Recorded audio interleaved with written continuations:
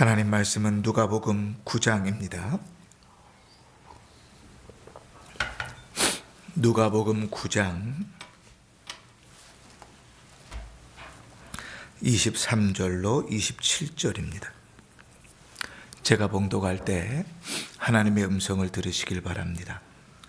또 무리에게 이르시되 아무든지 나를 따라오려거든 자기를 부인하고 날마다 제 십자가를 지고 나를 따를 것이니라. 누구든지 제 목숨을 구원하고자 하면 잃을 것이요 누구든지 나를 위하여 제 목숨을 잃으면 구원하리라. 사람이 만일 온 천하를 얻고도 자기를 잃든지 빼앗기든지 하면 무엇이 유익하리요? 누구든지 나와 내 말을 부끄러워하면 인자도 자기와 아버지와 거룩한 천사들의 영광으로 올 때에 그 사람을 부끄러워하리라. 내가 참으로 너희에게 이르노니 여기 서 있는 사람 중에 죽기 전에 하나님의 나라를 볼 자들도 있느니라. 아멘. 한 주간도 평안하셨습니까? 감기가 많이 돌고 있는데 건강을 좀 잘 유의하셔서 하나님께서 맡기신 몸이니까 건강도 잘 살피실 수 있기를 바라고, 우리의 몸이 아프면 우리의 신앙도 영혼도 다 흔들립니다. 그러니까 우리 건강을 잘 지켜서 믿음의 삶들을, 신앙의 삶들을 잘 지켜나갈 수 있도록 애쓰시는 성도들 되시기를 다시 한번 주의 이름으로 축원합니다. 아멘. 우리는 지난주에 예수님께서 너희는 나를 누구라 하느냐 하는 질문을 받았습니다. 한 주간 동안 이 질문에 대답을 진지하게 생각하면서 기도하고 애쓰셨으리라 생각됩니다. 지난주에도 말씀드렸지만 너희는 나를 누구라 하느냐 하는 이 질문과 또 주님께서 이제 고난을 받고 죽고 부활하실 것에 대한 내용과 오늘 말씀 읽은 내용들은 세 개가 한 세트로 이어지는 것입니다. 그래서 너희는 나를 누구라 하느냐 하는 이 질문에 정답을 할 수 없으면 오늘 주님께서 인도하시는 말씀을 살 수 없습니다. 다시 한번 말씀드립니다. 너희는 나를 누구라 하느냐는 질문에 정답을 대답할 수 없다면 오늘 주님께서 신자의 삶을 말씀하시는 것을 살 수 없습니다. 이것만큼 무겁고 이것만큼 괴로운 인생이 없거든요. 주님께서 너희는 나를 누구라 하느냐 이렇게 대답할 때 정답이 뭐였습니까? 예수님 나의 구주이십니다. 내 죄를 대속하셔서 예수님으로 인하여 내가 영생을 삽니다. 우리가 익숙한 버전으로 바꾸면 예수님 때문에 내가 천국 갑니다. 그치? 예수님 때문에 내가 영생을 얻었습니다. 그런데 머리로만 이 말씀을 아는 것하고 정말 이 말씀이 믿어지는 것하고는 완전히 다른 것이에요. 왜냐하면 이 말씀이 믿어지면 주의 말씀들은 무거운 짐이 되지 않습니다. 그런데 주의 이 말씀이 믿어지지 않으면 이 주님의 말씀들만큼 무거운 게 없어요. 제가 늘 말씀드리지만 안 믿는 사람 예배 자리에 여기 앉혀놓고 예배 드리라 하면 믿음이 없는데 1시간 예배 드리는 게 얼마나 괴로운지 몰라요. 특히 한 20-30분 설교하는 시간 되게 괴롭지요. 그럼 그 시간에 막 머리를 쳐박고 잔다고요. 그 정상이에요, 정상. 안에 생명이 없는데, 구원이 없는데 아무리 좋은 말을 한다고 한들 그게 즐거워서 들릴 리가 없죠. 그러나 구원받은 성도는, 천국 가는 성도는, 예수 그리스도로 말미암아 구원받은 성도는 이 예배의 시간이 행복할 수밖에 없습니다. 말씀을 듣는 시간이 즐거울 수밖에 없어요. 왜냐하면 하나님 나에게 하시는 말씀이거든요. 목사는 다수를 향하여 설교할지라도 우리 신앙의 고백은 뭐예요? 하나님이 오늘 나에게 하시는 말씀이에요. 내 영혼에 필요한 양식을 먹이시는 것이고 오늘 나에게 일하시는 것이기 때문에 그 예배 시간이 괴로울 수 없어요. 졸릴 수 없어요. 따분할 수 없어요. 구원받은 성도는 그렇습니다. 그래서 이 세 가지는 한 세트로 연결되어져 있는 것입니다. 너희는 나를 누구라 하느냐? 예수님께서 제자들에게 주는 그리스도시요 살아계신 하나님의 아들입니다. 정답을 얘기한 베드로에게도 그 정답을 칭찬하시면서도 본인이 고난받고 죽고 부활할 것을 말씀하신 것은 정답의 의미를 잘 모르기 때문에 그렇죠. 구원받았다는 게 뭔지 모르면 구주 예수 메시아가 오시면 자기들은 이 세상에서 폭력적으로 구원할 것이라고만 생각할 것이니까 주님의 방식과 주님의 뜻을 전혀 이해할 수가 없어요. 그러니 이 세 가지 말씀은 하나의 세트로 되어져 있는 것입니다. 여러분, 성경에 구원받은 사람을 정의하는 단어들이 참 많이 등장합니다. 단어마다 그 의미가 담겨져 있죠. 구원받은 사람들을 뭐라고 얘기합니까?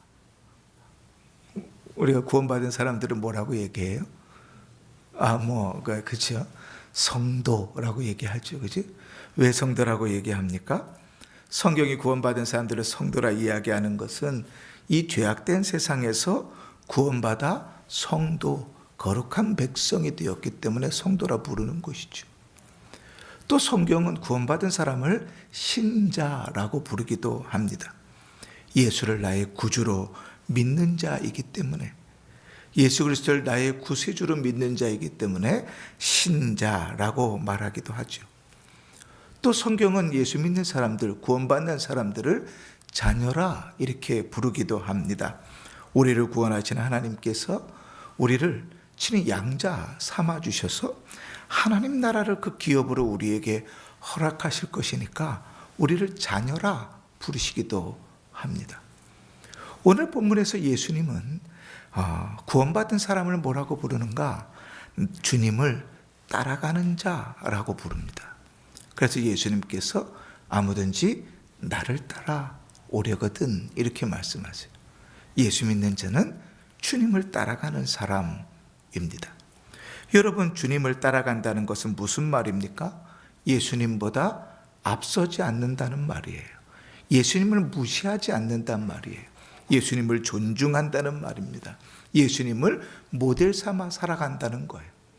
그러니까 우리의 삶에 예수를 따라가는 사람이라, 그럼 우리 앞에는 늘 누가 있어요? 예수님이 있어요. 예배드리는 모습도 누구를 따라서? 예수님을 따라서. 직장에서 살아가는 삶도 누구를 따라서? 예수님을 따라서. 가정에서 사는 삶들도 누구를 따라서? 예수를 따라서. 예수님이 우리 앞에 계시니 예수님이 모델입니다. 예수님을 따라간다는 것은 늘 예수님께 우선권을 주는 것입니다. 주님이 먼저 하십시오. 주님을 존중하는 것이죠. 주님보다 앞서가지 않는 것입니다. 그게 신자입니다. 구원받은 사람은 늘 우리 앞에 누구를 세워놔요? 예수님을 세워놓고 사는 자입니다. 그래서 주님은 구원받은 사람을 나를 따라오는 자라고 말합니다. 그러면서 주님께서 나를 따라오는 자에게 세 가지 조건을 제시하십니다. 나를 따라오려거든 이렇게 살아야 된다. 아까도 말씀드렸지만 신앙의 고백이 없는 자는 절대로 이 짐을 질 수 없습니다. 이것만큼 무겁고 이것만큼 이상하고 이것만큼 괴상한 일이 없거든요.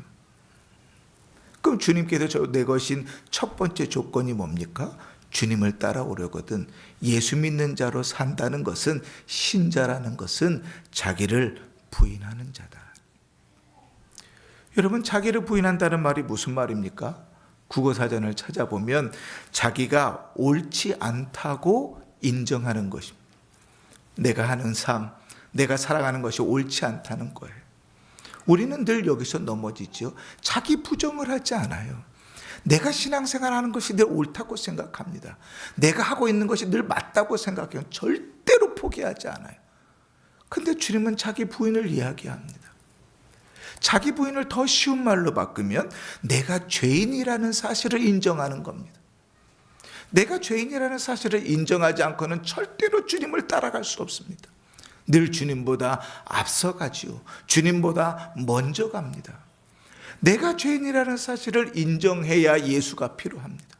내가 죄인이라는 사실을 인정해야 내 생각을 버리고 내 방식을 버리고 예수를 따라갈 수 있습니다.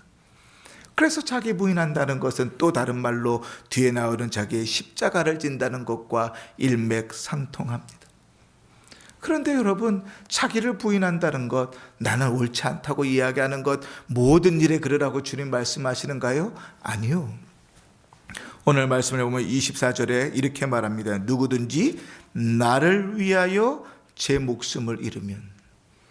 누구를 위하여 자기 부인을 하는 겁니까? 예수를 위하여. 예수를 따라가기를 원하고 구원받은 자로 살기를 원하고 신자로 살기를 원하면 그는 첫 번째 뭘 해야 돼? 자기 부인을 해야 돼. 나는 죄인입니다. 나는 옳지 않습니다. 나는 아무것도 아닙니다. 주님의 인도하심을 따라가야만 갈 수 있습니다. 주님께서 말씀하시는 대로 걸어가야만 갈 수 있습니다. 그게 자기 부인입니다. 근데 이 시대의 기독교인들은 늘 잘났습니다. 학식과 관계없이 너무 잘났습니다. 그래서 예수를 따라가려 하지 않습니다. 자기를 부인하려 하지 않아요. 설교를 들으려 하지 않고 목회자의 인도를 받으려 하지 않습니다. 자기가 잘났거든요. 내 생각이 맞거든요. 그러니 자기를 부인하지 않고 내 생각과 내 방식대로 삽니다. 무엇조차도요, 신앙생활조차도.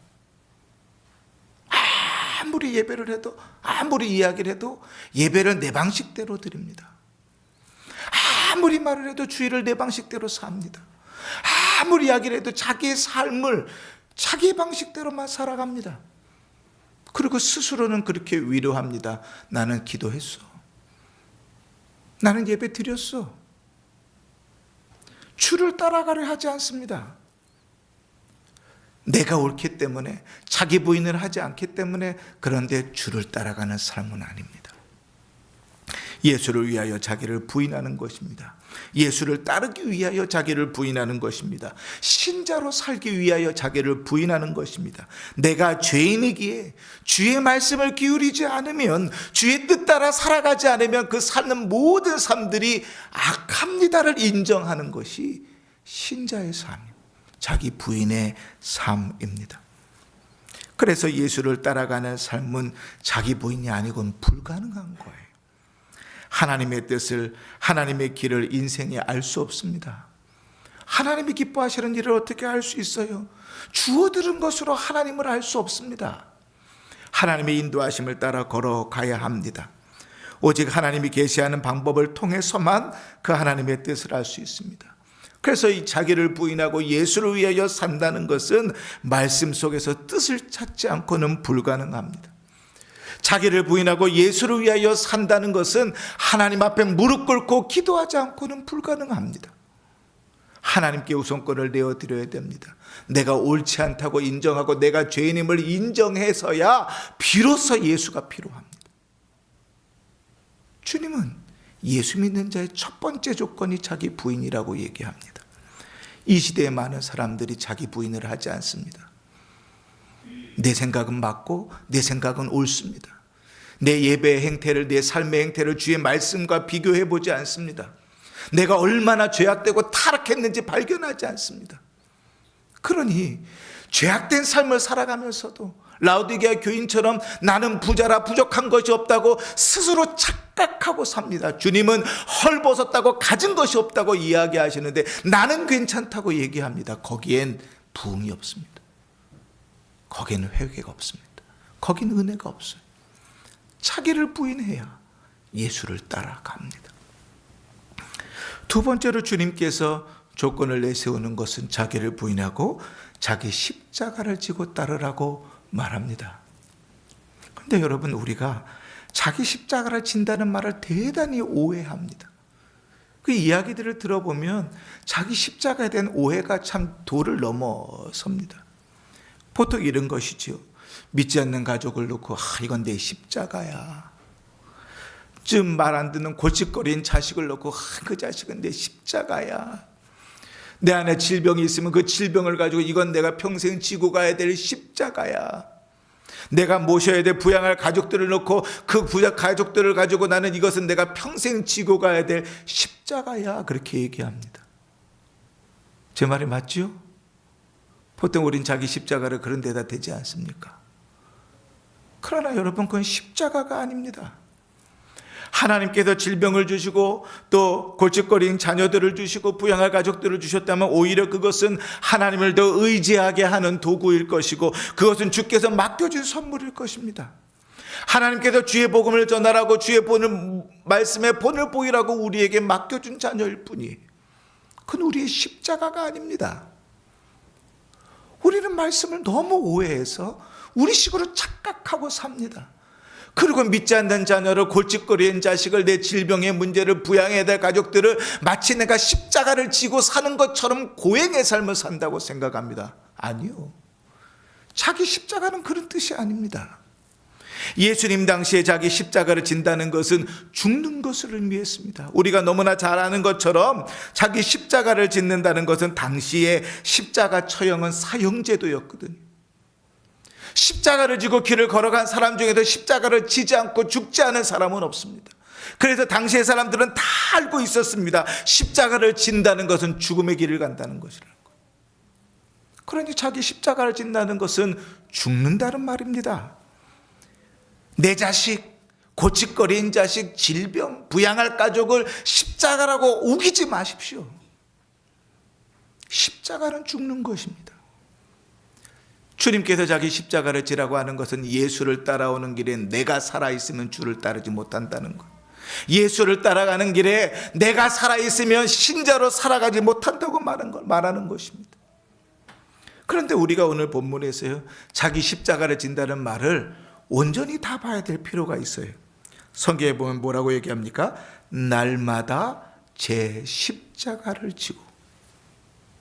그 날마다 자기 십자가를 진다는 말을 다시 우리가 이해한 표현으로 어떻게 바꿔요? 날마다 죽어야 된다고요. 살아있는 우리의 삶으로는 예수를 따르는 길을 걸어갈 수 없습니다. 여러분, 이 세상에 누가 좁은 문, 좁은 길을 통과하여 걸어가기를 좋아하는 사람이 있나요? 누구나 다 넓은 문, 넓은 길을 가길 좋아합니다. 꽃길을 걸어가기를 좋아하지 먼지 나는 비포장도로를 걸어가기를 좋아하는 사람은 없습니다. 고난과 힘든 길을 걸어가기를 좋아하는 사람은 없어요. 누구나 다 부자 되고 싶고 누구나 다 건강하고 싶고 누구나 다 문제가 없고 싶지요. 그러나 주님은 우리가 걸어가는 인생의 길은 날마다 죽는 길이어야 된다고 말합니다. 그게 예수 믿는 자의 삶입니다. 내가 살아있으면, 내 혈기가 살아있으면 예수가 가려집니다. 내가 살아있으면 주의 말씀의 길을 따라 걸어갈 수가 없습니다. 그래서 날마다 죽는 길, 날마다 십자가를 지고 가는 길은 결국 순종밖에 남지 않습니다. 날마다 십자가를 지고 가는 길은 순종입니다. 십자가를 지고 날마다 내가 죽을 때 내 삶에 남는 것은 순종입니다. 하나님의 말씀을 듣고 그 말씀에 순종하는 것만 남습니다. 나의 정욕과 욕망과 세상의 방식으로 살아가는 일들과 세상 즐거움들을 다 죽여야 예수를 따라갈 수 있습니다. 세상의 방식과 세상의 즐거움들을 가지고 있으면서 예수를 잘 따라가기를 원하는 것은 욕심입니다. 그런 길은 없습니다. 주님은 분명히 말씀하세요. 신자는, 구원받은 사람은, 성도는, 예수 따라가는 자는 날마다 죽는 자라고 말합니다. 여러분, 내가 살아있으면 혈기가 나요. 내가 살아있으면 분란이 납니다. 내가 살아있으면 우겨요. 내가 살아있으면 상처받는 사람들이 생깁니다. 내가 살아있으면 문제가 일어납니다. 내가 살아있으면 교회가 깨집니다. 그러나 내가 죽으면 내가 살아납니다. 내가 죽으면 교회가 회복됩니다. 내가 죽으면 예수가 드러납니다. 내가 죽으면 주의 복음이 전해집니다. 절대로 죽질 못하지요. 부모 자식 간의 부모는 절대로 죽을 수 없는 존재지요. 형제지간의 형제는 서로 절대로 죽을 수 없는 존재죠. 그래서 부모 자식 간의 의가 생기고 형제지간의 싸움박질이 나는 거예요. 죽지 않으니까. 주님은 날마다 죽으라고 얘기하는데 절대로 죽지 않고 버티니까 가정이 깨지고 부모 자식 관계가 깨지고 형제지간이 깨지고 친구가 깨지고 교회가 깨집니다. 그러나 날마다 자기 십자가를 진다는 것은 날마다 내가 죽는 거예요. 사도 바울은 주님을 정말 잘 따라가기를 원했어요. 사도 바울은 자기가 주님을 핍박하는 자였잖아요. 자기 같은 자를 만나주신 그 하나님 앞에, 그 예수님 앞에 자기 인생을 완전히 헌신했습니다. 그리고 주님의 이 말씀을 너무나 정확하게 알았어요. 그래서 바울은 이렇게 고백합니다. 내가 그리스도와 함께 십자가에 못 박혀 죽었나니. 고린도전서 9장에 내가 내 몸을 쳐서 복종시키면, 고린도전서 15장에 나는 날마다 죽노라. 사도 바울의 고백이죠. 여러분, 예수 믿는 자입니까? 신자입니까? 날마다 죽습니까? 늘 기분 나쁘고 늘 자존심 상하고 날마다 죽지 못해서 내가 살아서 가정이 깨지고 의가 상하고 교회가 깨지고 공동체가 깨지고 그런 삶들을 삽니까? 죽어야 됩니다. 예수를 따르는 길은 내가 죽는 길입니다. 사도 바울은 그렇게 살아가다가 수많은 고초를 당했어요. 몸에 상처도 많고요, 어려움들도 많았습니다. 그런데 사도 바울은 그거를 십자가라고 얘기하지 않았습니다. 뭐라고 얘기하는가? 우리가 항상 예수의 죽음을 몸에 짊어졌다, 이렇게 표현했습니다. 예수의 흔적을 가졌다고 표현했습니다. 여러분, 예수를 따라가는 길은 날마다 죽는 길입니다. 내가 살면 예수는 죽습니다. 내가 살면 예수는 가리워집니다. 이 시대의 한국 교회가 왜 이 모양 이 꼴이 됐습니까? 그들이 살았기 때문에 그래요. 죽지 않았기 때문에 그래요. 죽었으면 교회는 흥했을 겁니다. 죽었으면 예수는 드러났을 겁니다. 그런데 죽지 않으니 교회가 다 묻혀버리는 거예요. 죽지 않으니 복음은 다 가리워지고, 죽지 않으니 예수는 온데간데 없는 것입니다. 세 번째, 주님께서 내거시는 조건이 무엇인가? 예수를 자랑하는 삶입니다. 26절에 보면 누구든지 나와 내 말을 부끄러워하면 인자도 자기와 아버지와 거룩한 천사들의 영광으로 올 때에 그 사람을 부끄러워하리라. 죄악된 세상으로부터 내가 죽고 예수로 인하여 다시 살 때 우리의 자랑은 비로소 예수님밖에 없습니다. 예수를 따라 살아가는 자가 예수를 자랑하는 건 당연하죠. 그런데 우리는 예수를 부끄러워합니다. 예수를 말하지 않습니다. 그리고 핑계를 댑니다. 세상의 기독교에 대한 인식이 안 좋아서, 교회에 대한 인식이 안 좋아서 그 뒤로 숨으려고 합니다. 그런데 여러분, 그 말은 다시 말하면, 다른 말로 바꾸면 나조차도 예수 믿는 자답지 않다는 거예요. 나조차도 자기를 부인하지 않고 나조차도 십자가를 지지 않으니 나조차도 예수를 자랑하지 않는단 말이에요. 앞서가신 예수님을 따라가는데 그 주님을 자랑하지 않을 이유가 어디 있습니까? 세상 사람들은 죄 많은 세상을 자랑합니다. 그것도 적극적으로 자랑합니다. 욕설이 난무하고 사기가 횡행하며 폭력이 활보하는 이 시대에도 그러한 죄악들과 음란함을 부끄러워하지 않습니다. 요즘 세상을 보십시오. 얼마나 목소리 큰 사람이 이기는 것 같아요. 옳고 그름이 다 무너져 버렸어요. 진실이 다 무너져 버렸어요. 근데 그들은 자랑합니다. 목소리 높여서 이야기해요. 그런데 예수 믿는 사람들은 예수를 부끄러워합니다. 이상하지요? 예수 믿는 사람들이 자기 입으로 믿음 표현하는 걸 부끄러워합니다. 예수 믿는 사람들이 공개적인 자리에서 밥 먹으면서 기도하는 것을 부끄러워합니다. 예수 믿는 사람들이 자기가 예수 믿는다는 것을 말하는 것을 부끄러워합니다. 전도하면서 자기의 교회로 오라고 말하기를 부끄러워합니다. 여러분, 저는 진지하게 묻고 싶어요. 여러분이 정말 사랑하는 사람이 예수를 안 믿는데 그 사람에게 전도하면서 우리 교회에 오라고 하고 싶은가? 어떠세요? 정말 사랑하는 사람을 전도하면서 저 옆에 은광교회가 좀 크니까 글로 가십시오. 우리 교회 오라 그러고 싶으십니까? 왜요? 교회 안에서 예수를 못 보거든요. 교회 안에서 주님이 자랑스럽지 않거든요. 그러니 예수를 믿겠다고 교회 한번 가보겠다고 해도 우리 교회는 오지 말라 그러는 거예요. 우리 교회는 오지 말라고. 여러분, 예수가 부끄러우면 주님께서도 우리를 부끄러워하시겠다고 말씀하십니다. 교회의 직분을 맡은 자가 직분을 맡고 있는 것을 밝히기가 부끄럽다면 주님께서는 내가 재림하는 그날에 너희를 부끄럽게 여기겠다고 말합니다. 그게 무슨 말입니까? 구원받을 자격 없다고요. 구원 안 하겠단 말이잖아요. 내가 인자와 함께 다시 오는 그날에 너희를 부끄러워하겠다. 이 얘기는 뭐예요? 너희를 신자로 취급하지 않겠단 말이에요. 예수 믿는 자는 예수를 자랑하며 사는 자입니다. 예수 믿는 자는 예수를 부끄러워하지 않고 살아가는 자입니다. 그래서 신자에게 자랑거리는 예수밖에 없어요. 나 같은 죄인을 구원하신 주님 앞에 자기를 부인하고 자기를 십자가를 지고 걸어가는 자가 자랑할 것은 예수밖에 없어요. 그래서 바울은 갈라디아서 6장에 이렇게 말합니다. 그러나 내게는 우리 주 예수 그리스도의 십자가 외에는 결코 자랑할 것이 없나니 그리스도로 말미암아 세상이 나를 대하여 십자가에 못 박히고 내가 또한 세상에 대하여 그러하리라. 우리의 자랑은 예수밖에 없어요. 사랑하는 성도 여러분, 예수 믿는 사람, 구원받은 사람은 예수를 따르는 사람입니다. 예수를 따르는 사람은 다릅니다. 구원받은 사람은 세상을 목적 삼고 사는 사람과는 질적으로 다릅니다. 세상의 즐거움과 세상의 부귀와 세상의 명예가 우리의 목적이 아닙니다.